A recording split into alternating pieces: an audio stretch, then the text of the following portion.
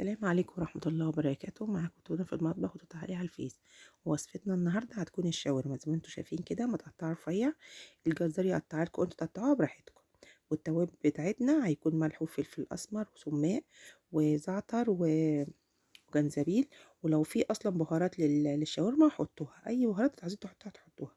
ومعلقتين كبار صويا صوص، ومعلقتين كبار خل التفاح او خل عادي براحتكم يعني. ودي على الأقل لازم تتساب لمدة ساعة، يعني دي أقل حاجة. هي المفروض تبات أصلا في التتبيلة، بس هي ممكن تتساب لمدة ساعة. وعلى النار كده نحط طاسة تكون سخنة جدا، وننزل عليها من اللحمة بتاعتنا علشان ما تنزلش المية بتاعتها، ونديها صدمة زي ما انتوا شايفين كده.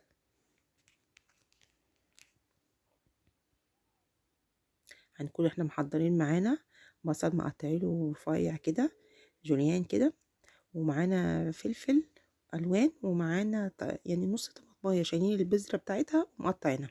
وهنا الكبده بتاعتنا الاسكندراني حطينا معلقه توم مع كمون، واول ما حطيناها في الزيت نزلنا على طول بالكبده، ونزلنا بالفلفل.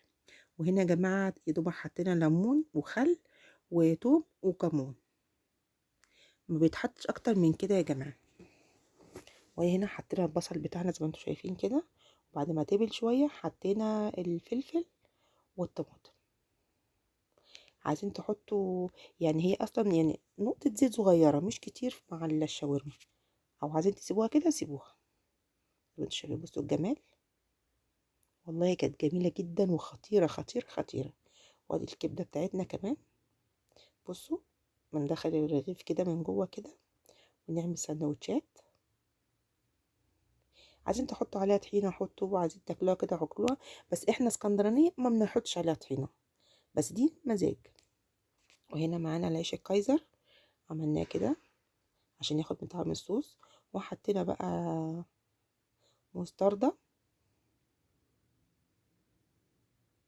وحطينا كاتشب. بصوا جميلة، والله بجد كانت خطيرة جدا. بصوا اكنكم قاعدين في المحل بالظبط، وسهله وبسيطه قوي، مفيهاش اي حاجه.